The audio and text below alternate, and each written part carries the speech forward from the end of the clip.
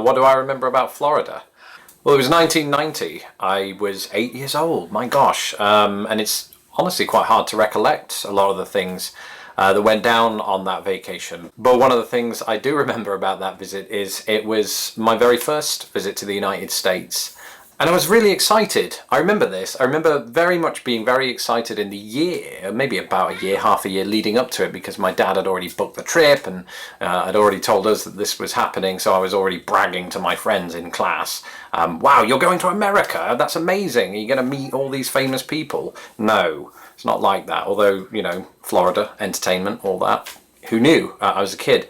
So there was this sort of anticipation building up in me. And bear in mind, as an 8-year-old kid in 1990, you're already hooked on all these American things. So for me at that time, I think it was the Teenage Mutant Hero Turtles, as we call them in the UK, not Ninja Turtles, because there was political correctness gone mad. It was my first flight as well, by the way. It's the first time I'd ever flown. The only holiday I'd taken until that point was, yeah, my first ever one. Wow. I remember I was sitting next to an American on the plane, and it was the first time I'd ever been in the company of an American. She smelled pretty weird, but I was a kid. I didn't understand how different perfumes worked. I just thought Americans had their own separate smell from British people. I've come to find that is actually true, but it wasn't that specific smell. You all just smell of corn and cinnamon. So that's a lie. I'm joking. It's just a bit of fun. Don't get upset. You're what? I don't know. The things I can recollect, my first day there, I suffered massive jet lag when we were in a Mexican restaurant. I don't remember the name of it, but I fell asleep in some mashed potato.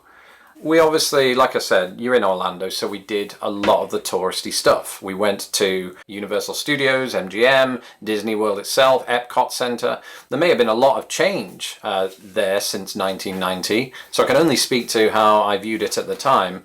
Universal was fabulous because, as I said, my love of America was influenced very early on by some of the films made in America, some of which were featured at Universal. So E.T., for example. Funny story, I got on the E.T. ride, and I don't know if you can remember this, anyone who's ever been on it, but as you're queuing up to get on the ride, they ask you your name, because later on you come to find E.T. says your name. He says something like, "Hello, Lawrence," although he didn't get to do that because I was really into Ghostbusters at the time, okay? Really into Ghostbusters. I even met some of the Ghostbusters, and I bought that day an action figure of Louis Tully. Okay, that's the character that is played by Rick Moranis in the films, but this is the real Ghostbusters. And I was looking at him when they were asking my name, and I told them that my name was Louis. So we were going round, and they said hello to all my family members, my family's names, my mum, my dad, my 2 brothers. And then they said, E.T. said, "Goodbye, Louis," or something like that. I mean, it sounded really ominous, like I was going to die. But that wasn't my name, so I feel a bit bad about that. I lied to E.T. And Disney World was good. Disney World, of course, is great. You're a child.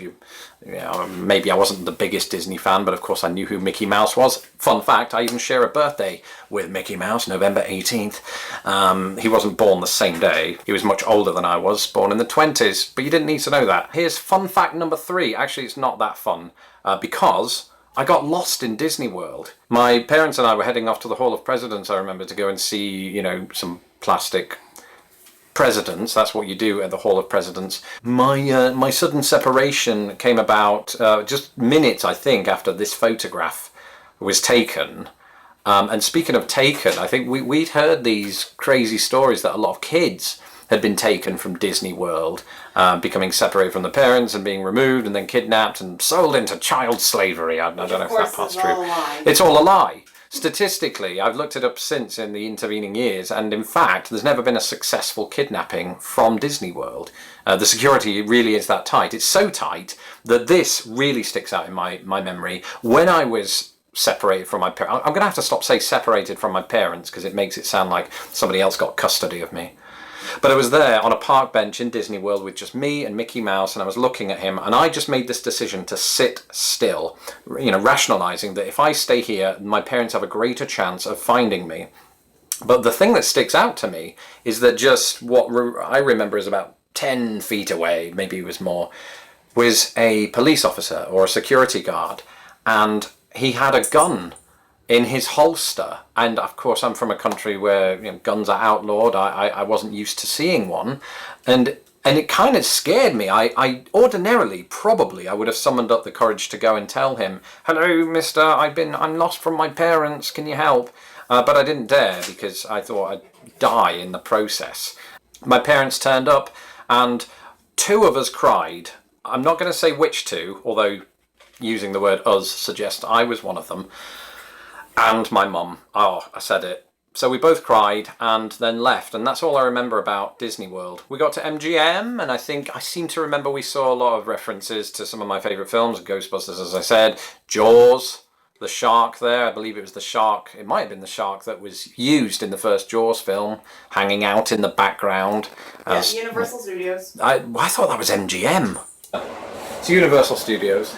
We were there for 2.5 weeks, so it was, you got to see an awful lot in that time, and I think it's great because when you're 8, you don't really have an understanding of just how much money that must have cost. Obviously Disney World and the entire resort is a crazy amount of money, but my dad paid for it and he was an accountant, so easy. Back then, I wasn't terrified of heights, and that's actually crucial in somewhere like Florida because of some of the rides. We went to Wet n Wild. I remember specifically one of those straight down water slides, which it must have been about 2,000 feet in the air, or 70. It's hard to remember. And I got on that, went down it without a second thought back then. I was a fearless child. I told my parents, they didn't believe me, I think. And so my dad bet me $5 that I couldn't do it, even though I'd already done it, but nobody saw that. I was unsupervised. Seems to be a theme, actually, of this entire holiday. And I did it again before their very eyes and got myself $5 and bought myself a Teenage Mutant Hero Turtles figure, Ninja Turtles figure from a flea market. Here's something that my family likes to remember is we went to Perkins Family Restaurant, right? And I think, again, in my recollection before I moved to the US, I think I probably thought that Perkins Family Restaurant was just a Florida thing that, isn't replicated anywhere else. I've since discovered it's a chain. But we went there for breakfast and we were served, we remember this, by a waitress called Gail. So if you're watching Gail and you worked in that Perkins Family Restaurant on International Drive, thank you. The pancakes were delicious. One night, when I was really in pain because I had terrible sunburn, I was sitting in the back of what was a Buick Skylark, a car we rented, a blue one, and I watched a rocket take off, and it was just amazing. I thought that's the sort of thing you only see on television. I saw it with my own eyes, and then they disappeared, went into space, and never came back, I heard. It's a tragedy. Is that a lie? It is a lie. I just wanted to make it more exciting than it was.